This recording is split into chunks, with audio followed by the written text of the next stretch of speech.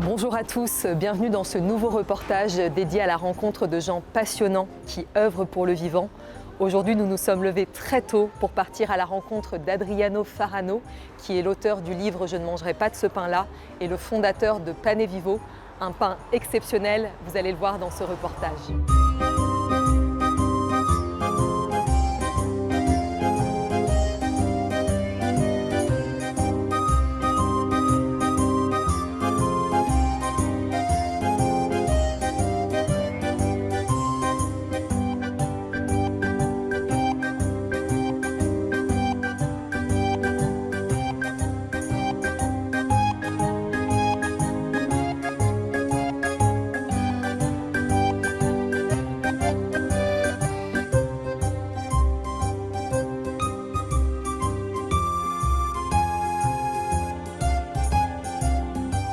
Alors bonjour Adriano, Bonjour. Comment vas-tu? Ça va très bien, en plus il y a le soleil qui arrive. Yes, voilà. il vient tout juste d'arriver. Dès qu'on commence, voilà. On l'a commandé, hein. Et On voilà, l'a commandé. c'est ça. Merci beaucoup Adriano de nous recevoir ici dans ton labo au 49 rue de la Chine, dans le 20e, à Ménilmontant. Tu viens de nous chanter la petite chanson de Charles Trenet, c'était magnifique. Donc là, on vient d'assister avec Thomas qui filme à toute la réalisation du pain. Et l'idée, en fait, c'est que tu nous parles un petit peu de ton parcours. Oui. Qu'est-ce qui t'a amené aujourd'hui à créer ce pain incroyable et à créer Pane Vivo? Avec plaisir. Donc tout a commencé ici et en même temps tout a commencé en Californie. Oh, Alors l'histoire est la suivante. Moi j'étais donc journaliste et j'ai eu à Paris, j'ai travaillé au Figaro, à Corée Internationale, j'ai fondé un journal sur Internet et puis grâce à ce journal sur Internet j'ai pu gagner une bourse à Stanford et donc je suis parti avec femmes et enfants dans la Silicon Valley. Et ça a été une expérience incroyable qui devait durer 10 mois.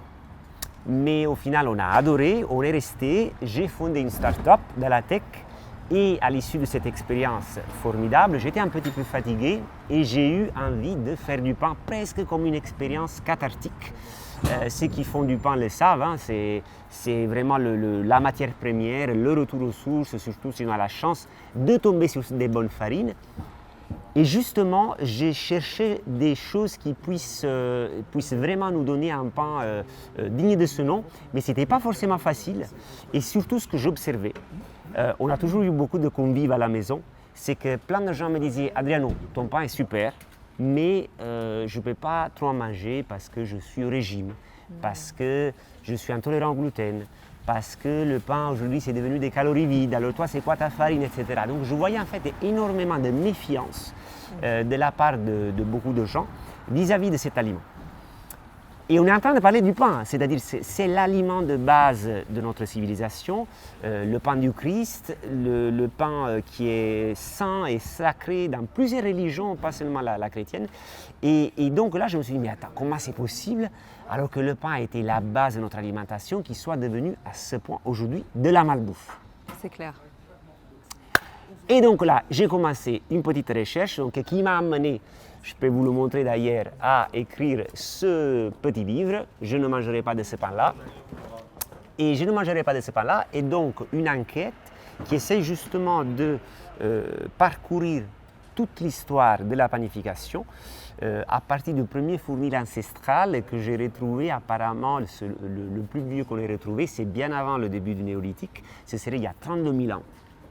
Wow. Et ce fournil ancestral, à l'époque où le blé n'existait pas encore, c'était de l'avoine. Et tu avais donc des chasseurs-cueilleurs qui allaient cueillir l'avoine et faire donc du pain à base d'avoine.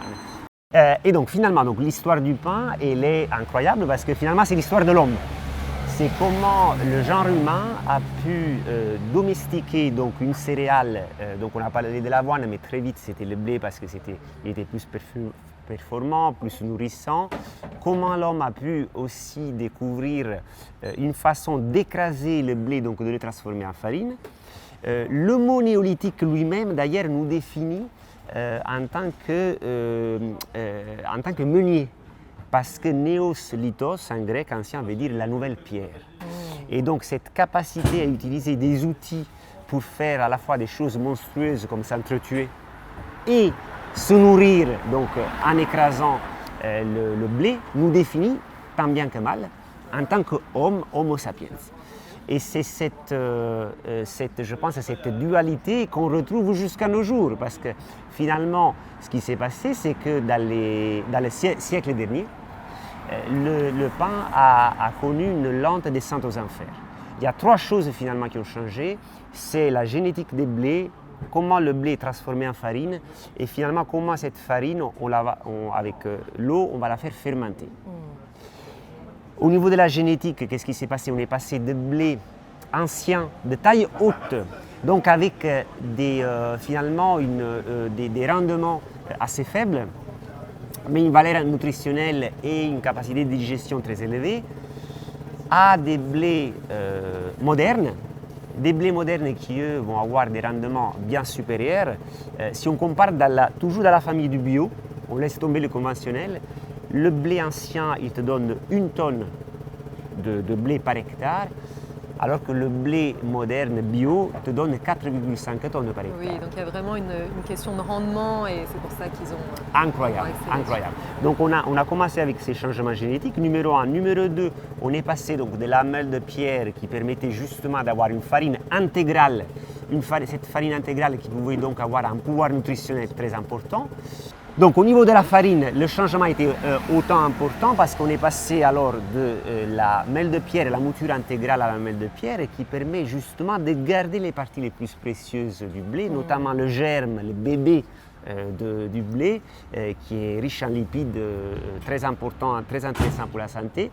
Et on est passé, et la partie périphérique, donc avec beaucoup de fibres et de minéraux, on est passé à une mouture au cylindre métallique. Cette mouture au cylindre métallique, en fait, elle ampute le grain de blé de sa partie la plus vertueuse, mais évidemment, ça va beaucoup plus vite et c'est beaucoup plus efficace, surtout pour arriver à des farines blanches que, j'ai envie de dire, tout le monde voulait. Ça n'a pas été un complot, les gens voulaient vraiment du pain blanc pendant très longtemps, depuis l'Égypte ancienne, en fait. Le blanc étant, pour des raisons qu'on ignore, associé à la pureté.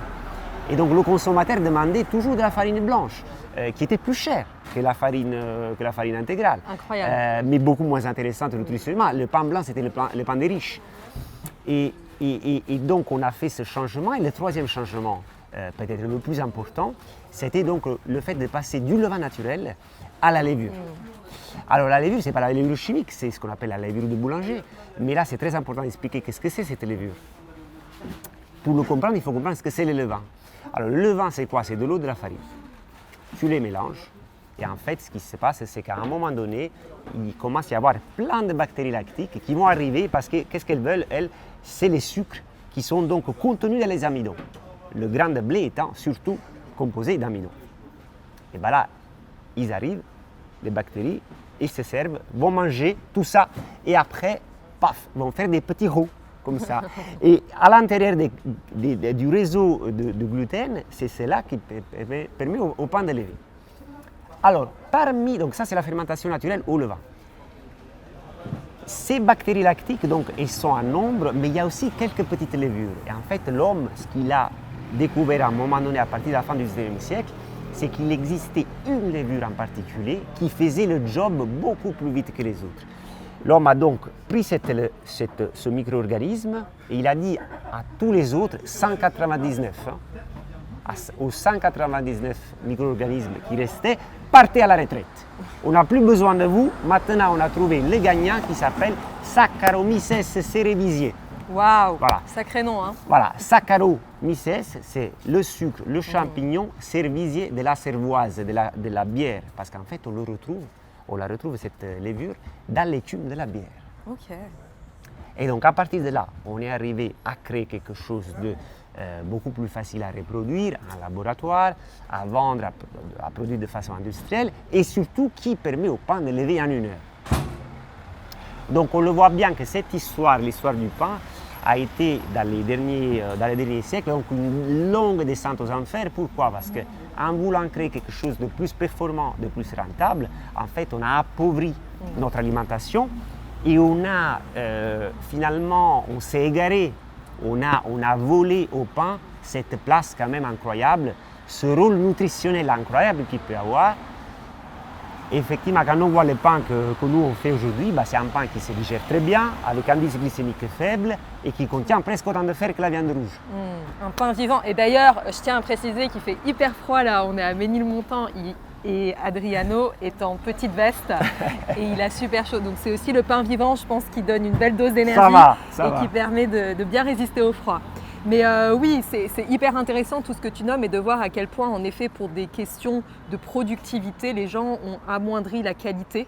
Et c'est souvent la problématique qu'on peut rencontrer dans le domaine alimentaire, c'est-à-dire qu'on va vraiment nuire à la qualité en essayant de produire plus.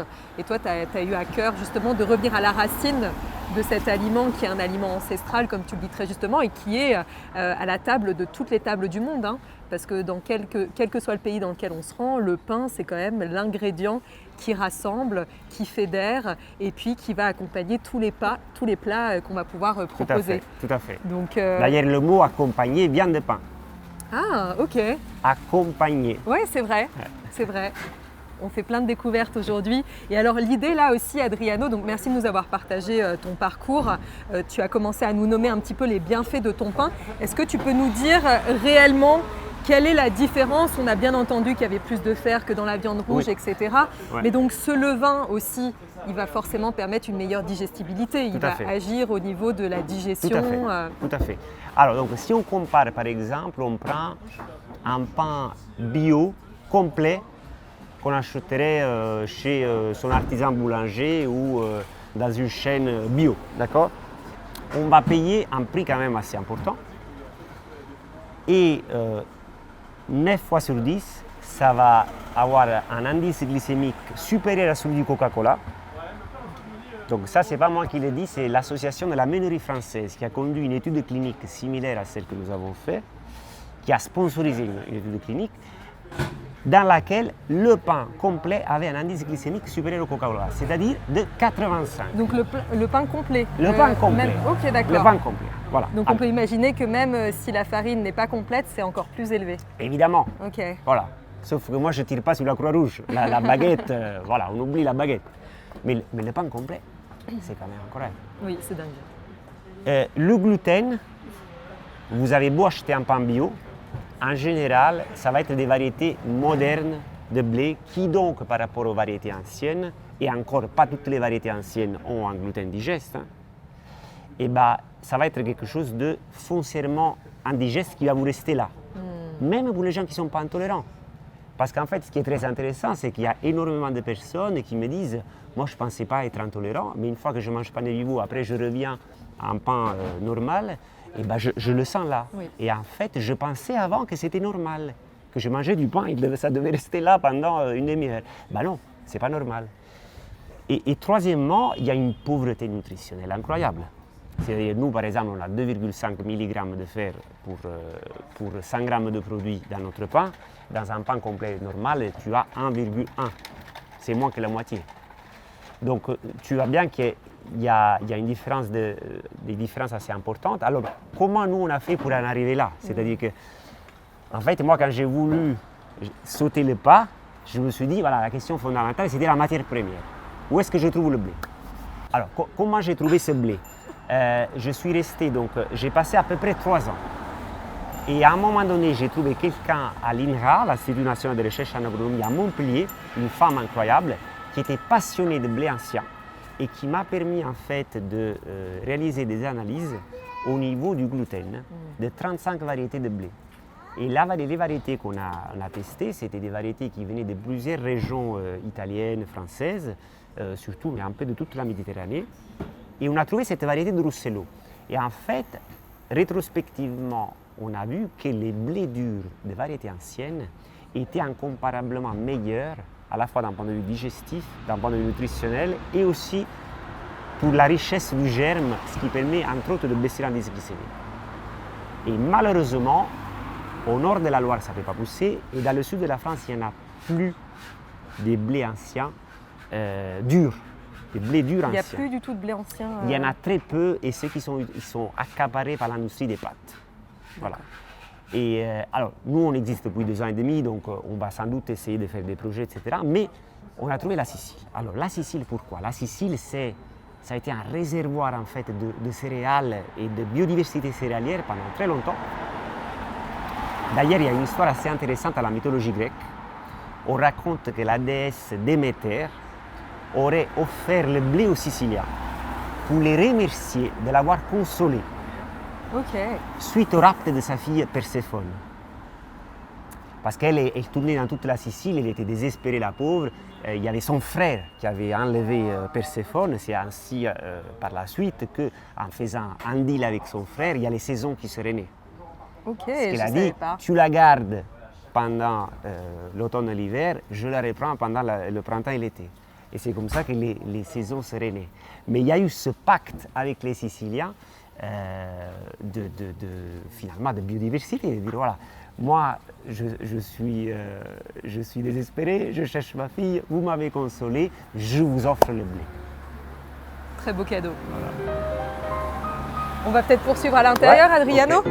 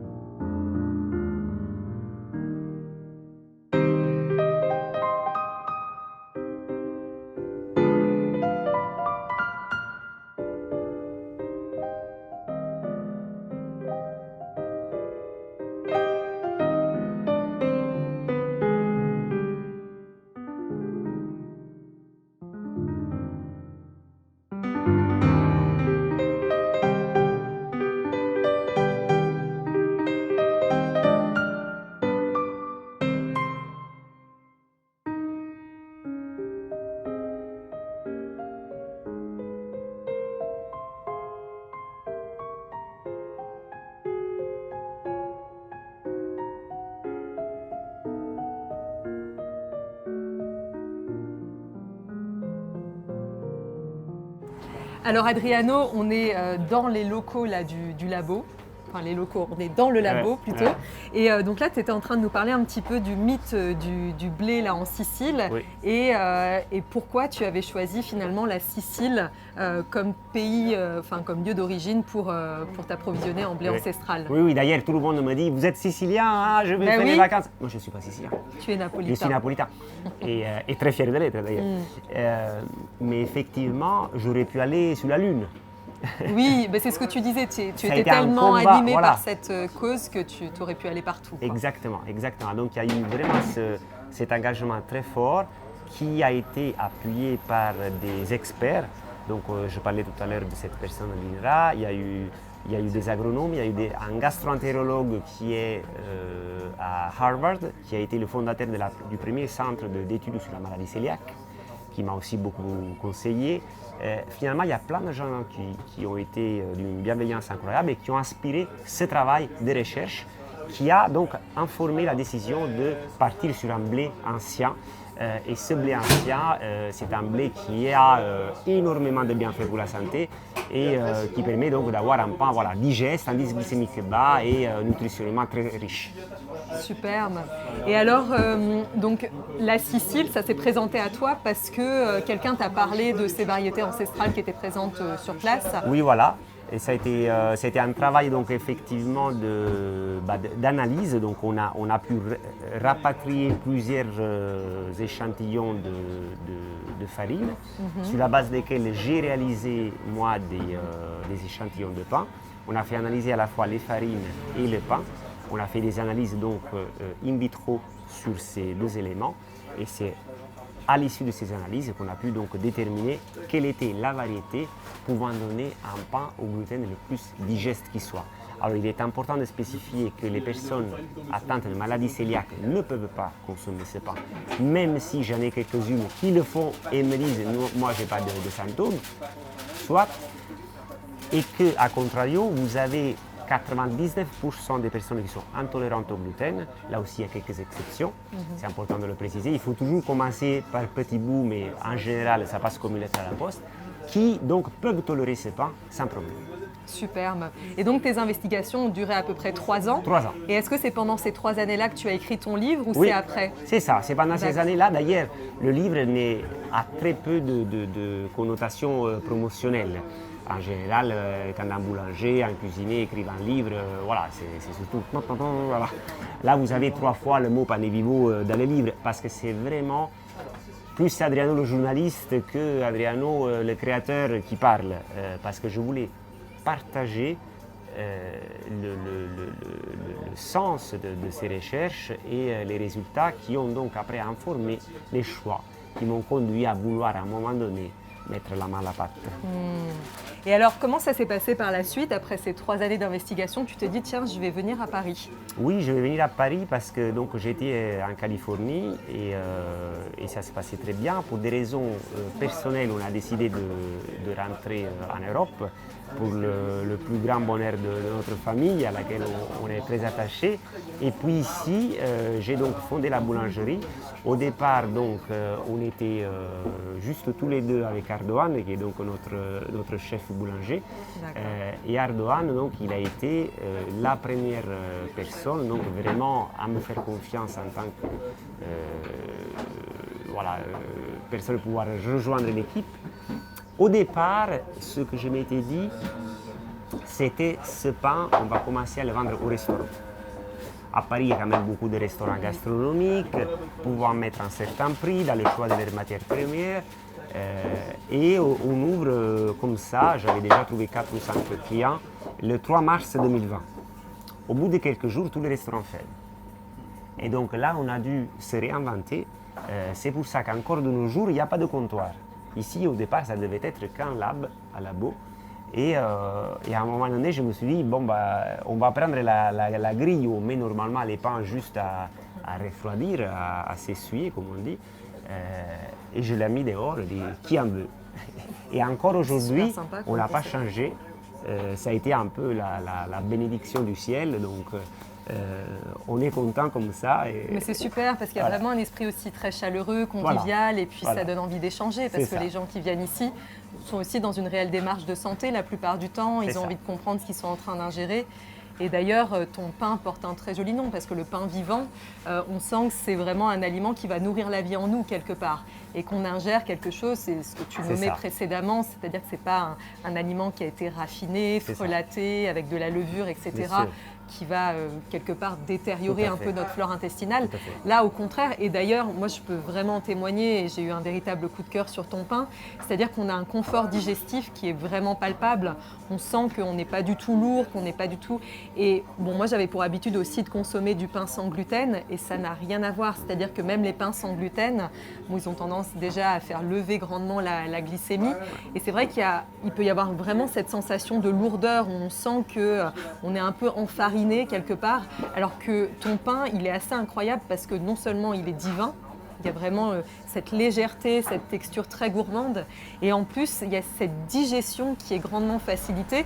Et j'ai même des personnes à qui j'ai recommandé ce pain qui m'ont dit mais mon ventre est tout plat, c'est-à-dire qu'il améliore le transit. On est tellement sur un levain. D'ailleurs, parle-nous un petit peu plus de ce levain parce qu'il a une histoire particulière. Oui, il n'est pas né de la veille. Alors, c'est un levain qui a 135 ans.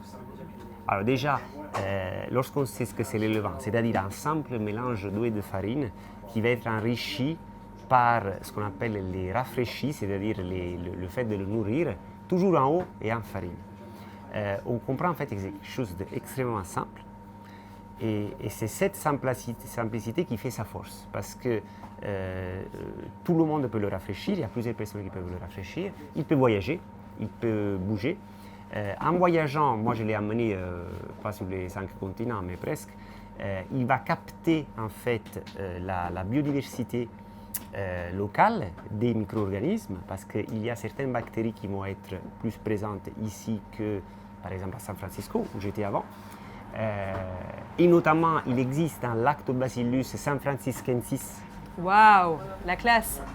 Qui est présent dans tous les levains, mais en particulier dans le nôtre, parce qu'on l'a fait analyser bien sûr. Et on a vu que dans notre levain, il y a 2,9 milliards de bactéries lactiques dans un gramme. Énorme. Dans un gramme. Ah oui, et 200 millions de levures au pluriel seulement. Et alors, ça c'est incroyable. C'est-à-dire qu'en fait, tu prends une petite boule comme ça et tu as plus d'individus que la population humaine. Dans une petite boulette Dans un petit truc comme ça. Alors moi, des fois, j'ai fait des animations avec les enfants. J'étais allé à l'école maternelle de mon fils l'année dernière. Et je leur explique ça. Et je regarde ça. Wow, c'est incroyable. En fait, c'est vraiment incroyable, littéralement. Ah oui, non, mais c'est clair que c'est bluffant. C'est bluffant et c'est ça qui va donner toute cette vie. Donc il n'y a pas besoin d'en mettre beaucoup quelque part pour réaliser le pain. Tu n'as pas besoin de... C'est ça, parce qu'après, c'est une fermentation lente. Mais la fermentation lente ne fait pas tout. C'est-à-dire qu'en fait, souvent les gens te parlent de la fermentation lente, mais c'est un peu du pipeau parce que si tu mets de la levure de boulanger, ça ne sert à rien. Bah oui. Même si tu le mélanges avec le levain, parce qu'en fait, la levure va prendre le dessus sur le levain. Oui, et puis tu as dit que dans la levure, il y avait vraiment une conservation que d'un type de bactéries quelque part et que les autres étaient renvoyés C'est la standardisation, ouais. Tu vois, et c'est la destruction de la biodiversité à l'échelle microscopique.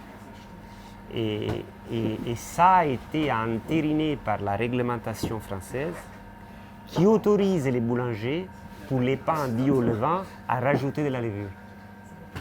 Mais en fait, ça ne sert à rien. Oui, et même en bio, alors, il y en a qui peuvent vendre du pain bio, mais finalement, la levure va servir... Tu achètes, alors, moi je le sais très bien parce que je sais qu'ils le font, comment ils le font. Les pains au levain qu'on trouve dans les chaînes bio et tout ça, il y a de la levure. Oui, donc c'est un peu mensonger, quoi. Donc ça reste du bio parce que c'est les modes de cultivation, farines, oui. Voilà. Mais 9 fois sur 10, c'est des farines de blé modernes, hyper productives et au gluten indigeste, moulues au cylindre métallique et fermentées avec la levure. C'est-à-dire qu'en fait, c'est les 3 piliers d'un pain digne de ce nom qui sont complètement renversés.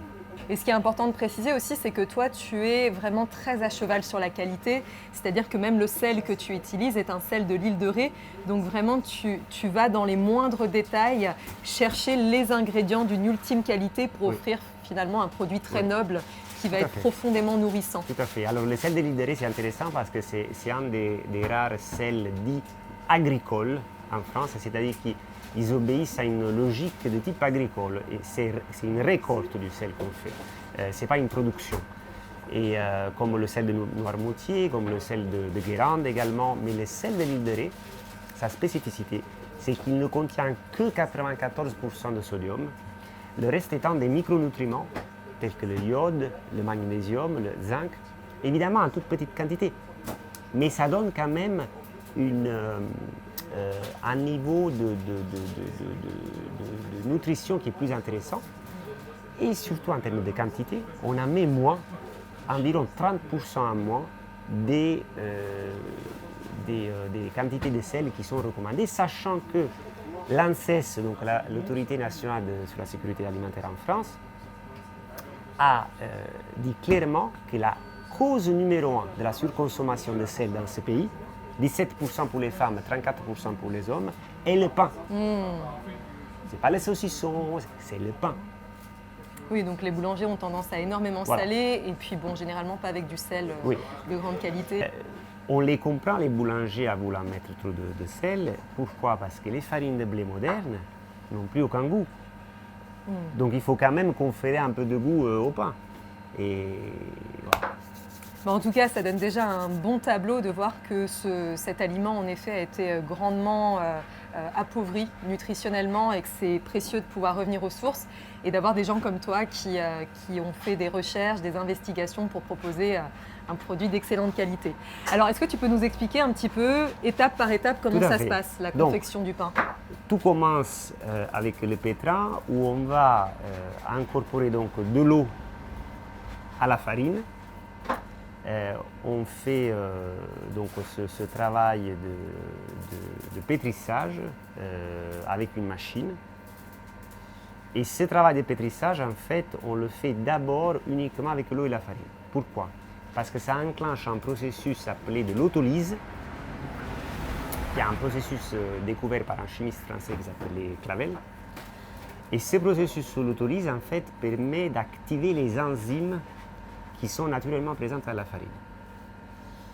Donc, par la suite, on va pétrir donc en ajoutant le levain. Le levain, en réalité, on va le mettre juste après le pétrissage pour qu'il commence à prendre la même température, mais pendant une demi-heure, on ne le mélange pas. Il arrive à température, on remet un coup de pétrin, et là, la pâte, elle commence vraiment à prendre de la vie. On rajoute le sel, donc le sel délibéré, on repétrit, et là, on a donc une pâte qui va être donc la pâte de base pour notre pain. On va rajouter des ingrédients spéciaux, s'il le faut, pour certains de nos pains, mais tous nos pains sont faits de la même façon, avec la même recette. On n'a pas des pains dont la farine changerait pour des raisons entre guillemets commerciales. Parce la base reste toujours la même. C'est la même. En fait. Contrairement à ce que, je ne sais pas si tu as entendu tout à l'heure la conversation que j'ai eue avec un monsieur qui me disait « Ah, mais moi je voudrais des ciabatta avec la farine T65. » Non. On ne le fait pas, c'est pas cohérent. Mais c'est pas vous, parce que moi après je m'en fous. Non, nous on fait ça, on va être fiers de tous nos produits, on met notre, comme on dit en italien, ci metto la faccia, je mets la tête, la cara. Et pour moi c'est fondamental. Voilà, donc il y a ce travail qui est fait. Ensuite, la pâte elle est mise dans des bacs pour qu'elle puisse avoir un premier niveau de fermentation. Et au bout d'une heure et demie, on commence à la diviser. Ensuite, on la façonne et on la met à faire dodo dans des jolis bannetons. Et ces bannetons, donc, ils permettent de forger la forme du pâton. Et c'est ce pâton-là qu'on va ensuite ressortir des chambres de fermentation le matin tôt avant d'enfourner. Mais pas avant d'avoir pratiqué presque un rite qui est ce qu'on appelle les grignes. En fait, on va marquer le pain. Alors, avant, dans les villages, on faisait ça avec les initiales de chaque famille, parce qu'on allumait le four, pas que pour une famille. Aujourd'hui, les gens qui me demandent les pains individuels me font rigoler parce que le pain, avant, c'était même pas une affaire de famille, c'était une affaire de village. Le pain n'étant pas un aliment égoïste. C'est un aliment de partage. Oui, et en fait, la biochimie du pain impose ça. Un pain qui est grand, un pain surtout au levain, va être beaucoup plus digeste en fait qu'un tout petit pain. Donc, cela dit, voilà, le pain, donc il est marqué avec des petites grignes, il est au four à très haute température, mais la température petit à petit descend, donc c'est à chaleur tombante. Il est sorti du four et là, ça embaume toute la pièce. Et c'est très important de bien le faire respirer parce qu'une fois qu'on le sort, il y a de la vapeur, même si on ne la voit pas, mais il y a de la vapeur qui sort du pain. Donc il ne faut surtout pas, à ce moment-là, le mettre dans un sachet enfermé.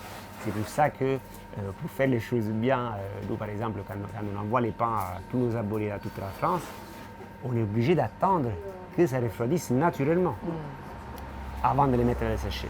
Alors après, évidemment, le sachet permet de le protéger, mais c'est important voilà, de faire cet élément fondamental. Superbe. Donc là, ici, c'est la confection des pâtons là, qui a eu lieu. C'est ça. Et là, la petite mise dans les petites corbeilles. Voilà. Ces corbeilles, donc, on appelle les bannetons. Et donc Les là, bannetons. c'est un sapiens. Et donc ce sapiens, juste avant d'être cuit demain matin, ça va être retourné tête bêche. Ensuite, le boulanger va faire sa grigne et il est enfourné. Ok. Et alors, il y a quelque chose qui est très important aussi à préciser sur ce fameux levain. Alors, on a appris qu'il s'appelait Viviana. Voilà. Viviana, le levain Viviana. C'est ça. C'est qui permet vraiment à ce pain de se conserver très longtemps dans le temps. C'est-à-dire que là où la plupart du temps, on va acheter un pain, on va le conserver 2 jours, là, il peut se conserver jusqu'à 1 semaine. C'est une affaire de pH, tout à fait. Et moi, je dirais même qu'au bout d'1 ou 2 jours, il est encore meilleur que le jour même. Et d'ailleurs, son index glycémique baisse au fur et à mesure que le temps passe. C'est ça. Parce qu'en fait, c'est un pH qui est assez bas, donc il y a un niveau d'acidité qui est important à respecter. Ce n'est pas non plus une acidité trop importante.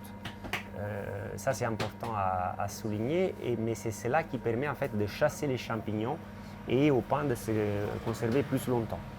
Super. Et l'index glycémique du pain, il est environ à combien? 48,6 mesuré in vivo. Okay. C'est-à-dire qu'en fait, on est la seule boulangerie en France à avoir fait des analyses in vivo de son indice glycémique. Donc, on a fait une véritable étude clinique avec l'Université d'Avignon, avec donc prise de sang d'une douzaine de volontaires qui étaient à jeûne et qui ont respecté plusieurs normes internationales ISO. Ce qui nous a permis donc de déterminer que l'indice glycémique de ce pain est donc un indice glycémique faible. 48,6, c'est à peu près léger d'une orange. Ah, c'est génial. C'est génial. Et je me permets juste de rebondir sur cette question du gluten. Donc tu expliquais, pour le faire très simplement pour les personnes qui vont regarder ce petit reportage, c'est-à-dire qu'avec cette variété de blé ancestral sicilien, on a une dégradation finalement complète du gluten dans l'organisme. Alors, qu'est-ce que le gluten? Le gluten, c'est une colle qui se forme avec 3 éléments. Les protéines du blé, l'eau et la force mécanique. C'est-à-dire que dans le blé, il n'y a pas de gluten. Il y a les protéines du blé qui vont servir à créer le gluten. Et cette colle, donc, est magique parce qu'elle permet de créer un réseau, le réseau gluténique, à l'intérieur duquel les agents fermentaires, soit-ils le levain ou levure, mais de facto les bactéries lactiques dans le levain principalement et la levure uniquement dans la levure, en mangeant les sucres, vont ensuite éjecter de l'air et c'est ce qui permet au pain de lever. Cette structure, en fait, elle est fondamentale pour permettre à la mie de se structurer, pour permettre au pain de lever, mais encore faut-il qu'elle puisse se dégrader pour que le pain soit parfaitement digeste. Pourquoi? Parce qu'elle est basée de protéines. Or, on l'apprend à l'école primaire, les protéines, l'homme ne peut pas les digérer telles quelles, a besoin d'arriver à leur plus petit dénominateur qui s'appelle les peptides. Ce n'est que les peptides que nous sommes capables d'absorber. Or, le gluten, ce n'est pas du tout des peptides, c'est beaucoup plus gros. C'est à l'intérieur, vous avez les peptides en puissance, mais il faut que cette colle puisse se dégrader. Et c'est justement ce qui se passe avec notre farine et pas avec toutes les autres, du moins on a testé. C'était la seule dont le gluten allait se dégrader. Alors je précise, d'après des analyses in vitro. Oui. Et ça, tu en parles dans ton livre d'ailleurs. Voilà. Ce qui fait qu'il peut toujours y avoir évidemment des cas particuliers, maladie de Crohn, des choses qui sont... Parce qu'évidemment la nutrition c'est quelque chose d'extrêmement individualisé. D'ailleurs moi je dis à tout le monde de se méfier contre les recettes miracles. Mais force a été de constater que dans les essais qu'on a fait de facto, maintenant que ce pain a pu être mangé par des milliers et des milliers de personnes, que 99% des gens qui mangent ce pain avec une intolérance au gluten peuvent le manger sans problème. Superbe, je confirme.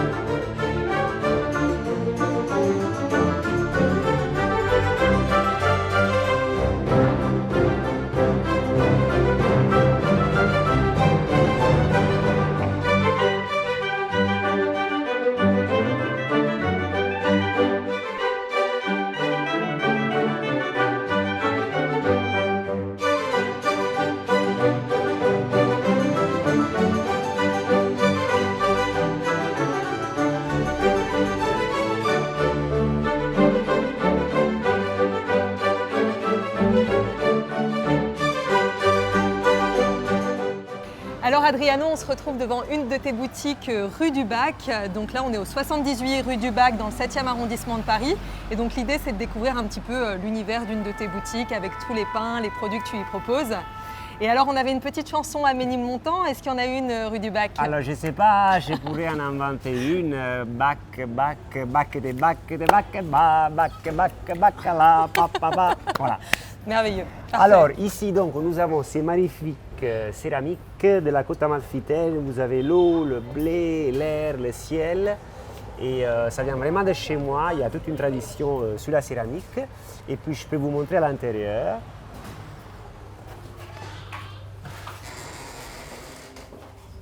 Donc nous avons des jolis pains ici, donc toujours sur notre chariot qui nous a apporté tant de bonheur avec cette période du confinement, on en parlait tout à l'heure. Donc là, je viens de me laver les mains, je peux vous montrer donc tous les pains que nous avons. Donc les pains nature commencent à 400 grammes, ça c'est ce qu'on appelle le Gaïa, comme la déesse de la terre. Nous avons ensuite le Sapiens qui lui donc pèse 1 kg. C'est toujours la même recette, mais le pain, plus il est grand, plus il va se garder mieux. Et d'ailleurs, est-ce que tu peux nous rappeler le nom de la variété de blé qui est utilisée? Et ben, la variété de blé, on peut la montrer ici. Donc là, vous avez le Russello. Donc quand vous avez cette petite barbichette, je fais la chanson. Oui, bah, tu peux y aller. Bon. Alors ça, c'est la Russello, c'est une variété de blé ancien.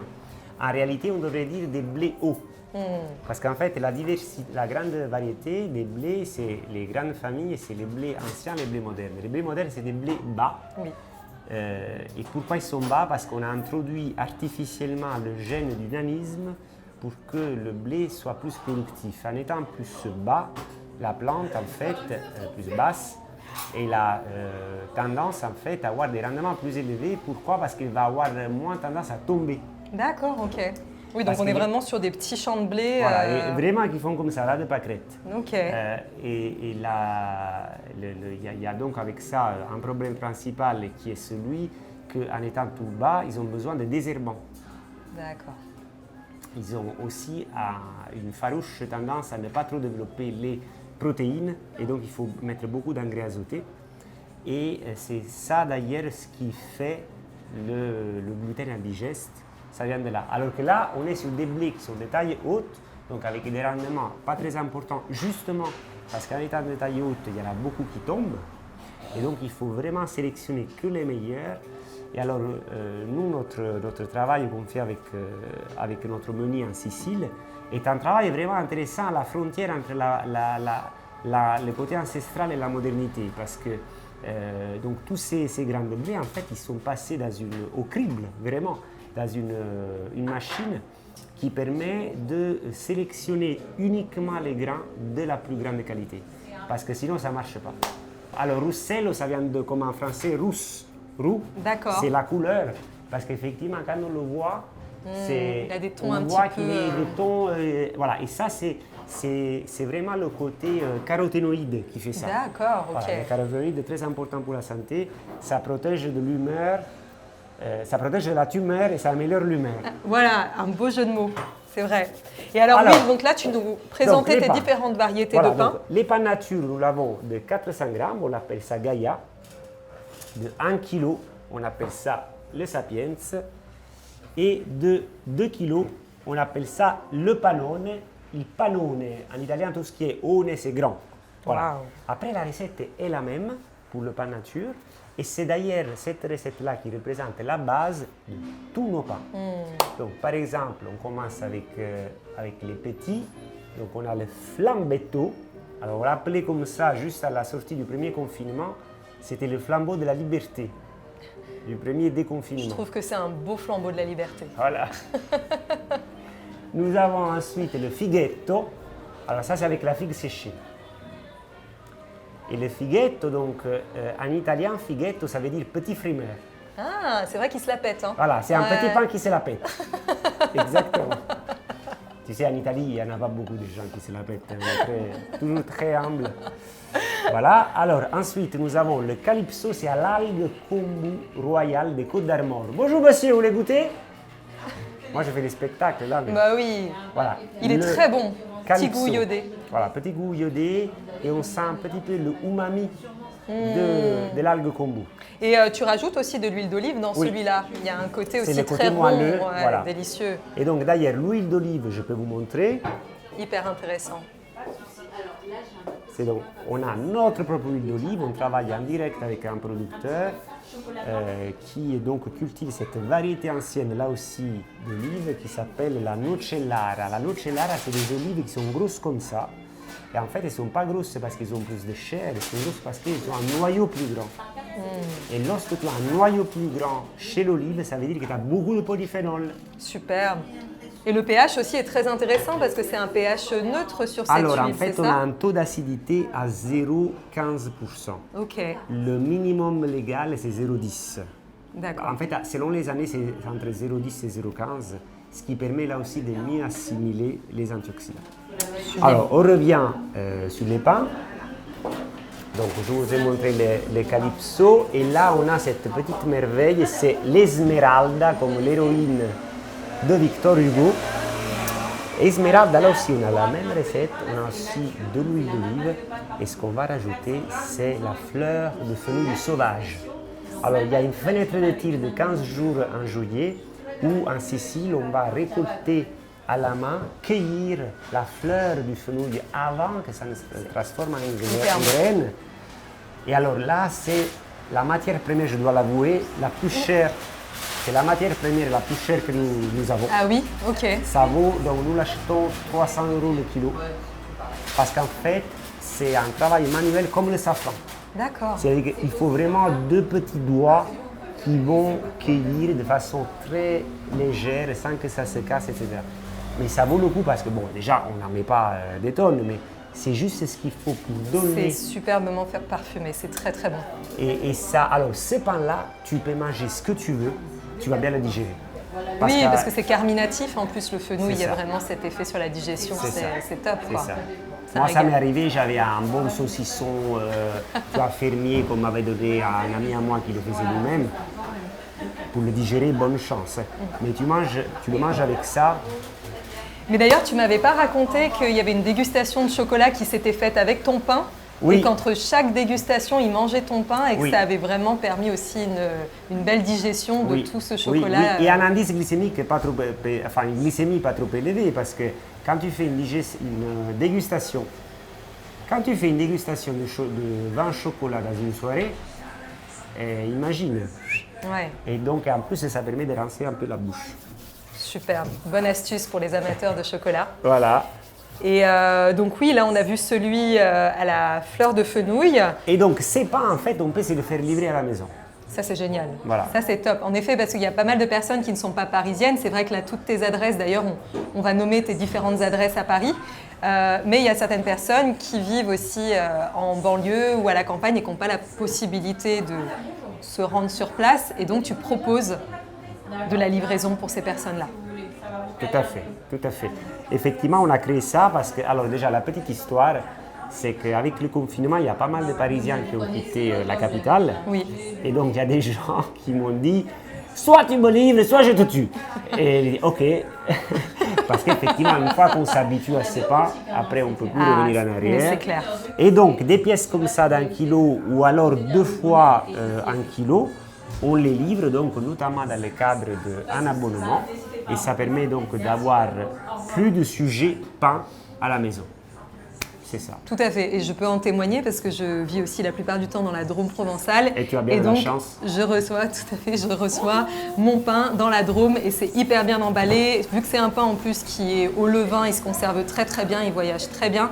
Donc c'est un pur bonheur quand on n'est pas à Paris de pouvoir manger ce pain parce que c'est vrai qu'on en devient, alors pas addict parce que ça peut paraître péjoratif d'être addict à quelque chose, mais en tout cas quand on goûte aux bonnes choses, on a beaucoup de mal ensuite à revenir à des choses qui sont moins savoureuses et moins digestes. Bah oui. Et donc on ne peut plus fonctionner sans, ça c'est une évidence. C'est ça. Et alors là il n'y a pas toutes les variétés que tu proposes en temps normal. Voilà, parce qu'en fait on a un petit labo, tu l'as vu, et l'idée c'est de faire varier les plaisirs. Et donc justement pour les formules d'abonnement, on a créé donc une formule qui s'appelle le plan de nature où on a les 2 kilos de pain nature.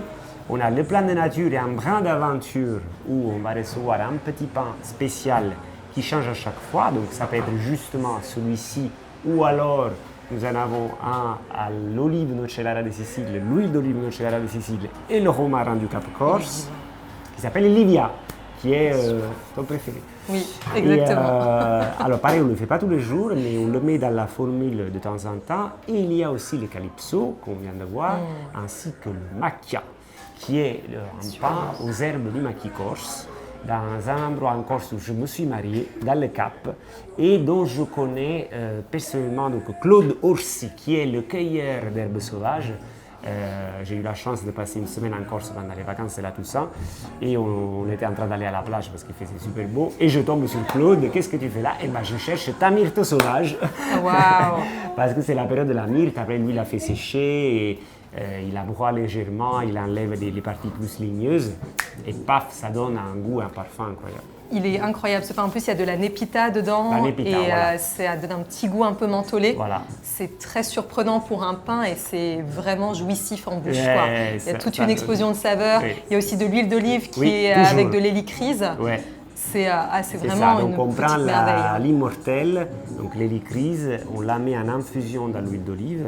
Donc j'ai un bouquet de ça par bidon de 5 litres et on le laisse là-dedans et en fait ça va un peu macérer et ça donne les propriétés de l'hélicryse à l'huile d'olive et ça donne un pain qui est vraiment incroyable. C'était d'ailleurs le coup de cœur de l'émission gastronomique de France Inter de François-Régis Gouget. Ah, mais c'est un véritable, en fait, on vit un véritable voyage culinaire quand Il on est mange ton pain. trop bon. Et puis il se marie aussi à la fois avec du sucré, du salé. Oui. On a vraiment ces adaptations qui peuvent se faire vrai. avec tous les pains. C'est vrai. Et alors, tous les pains ne sont pas présents tous les jours dans les boutiques. C'est C'est-à-dire que, par exemple, celui aux herbes corse, c'est surtout le week-end Voilà, c'est qu'on le va le samedi et le trouver. dimanche, c'est ça. Donc il y a tout un petit calendrier. Ça, on peut aussi le retrouver sur le site internet. Tout à fait.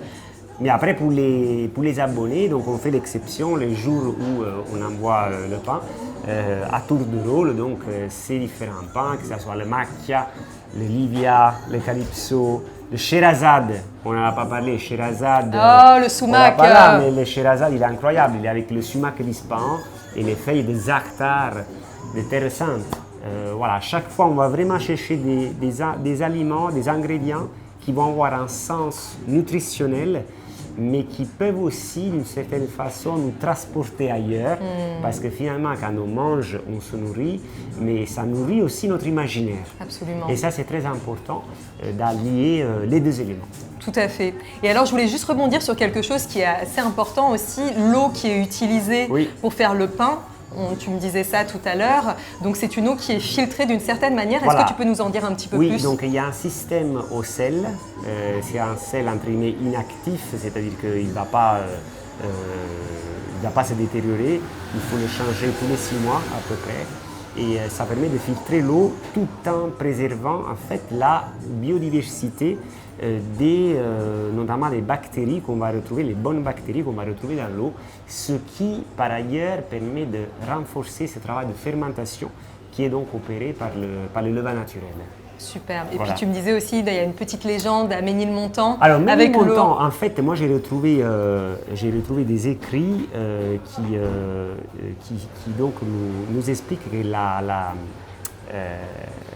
présence de l'eau a aussi une influence sur le nom de certaines rues, comme la rue des Rigoles Et d'ailleurs, on retrouve aussi 2 ou 3 endroits dont j'ai oublié le nom, mais il y a un nom pour ça, où en fait, tu as une porte et en fait, c'était des puits qui étaient tenus par des moines.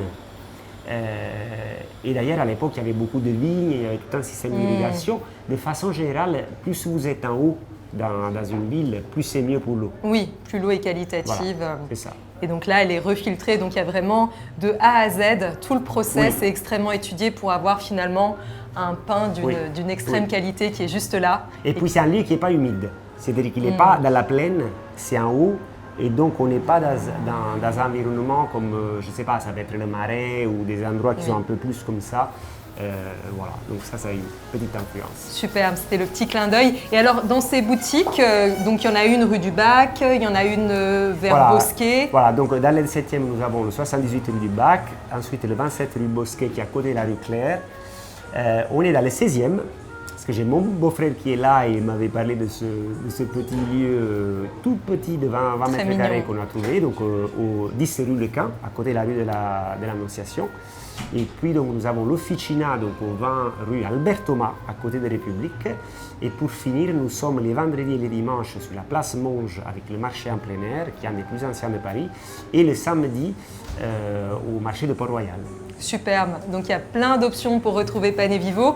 Et alors tu vends aussi des petites choses dans tes boutiques, donc il y a l'huile d'olive dont tu nous as parlé, mais on peut aussi retrouver des pâtes.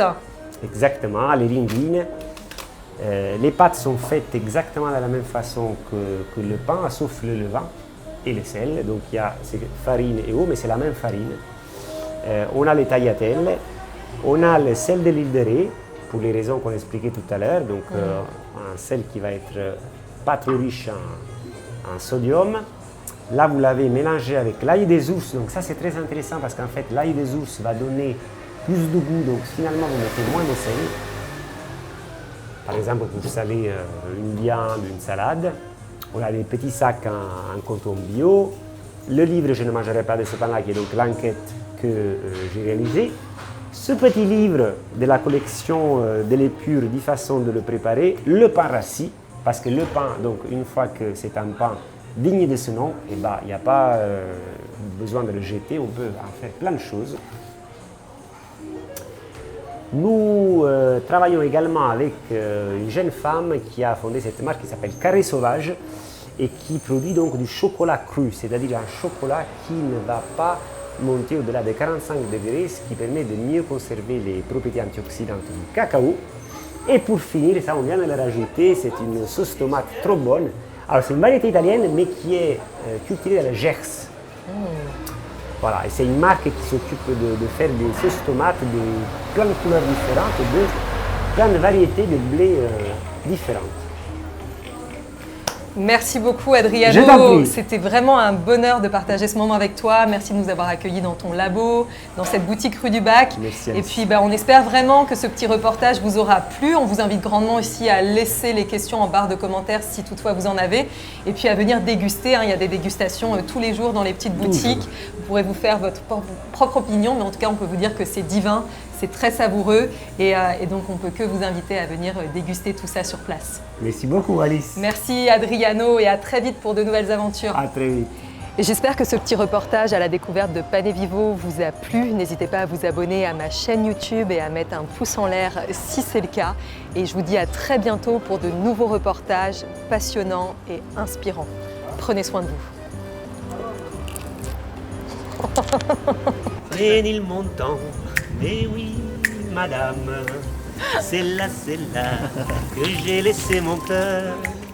C'est là que je viens retrouver mon âme, toute ma flamme, tout mon bonheur. Voilà. Magnifique.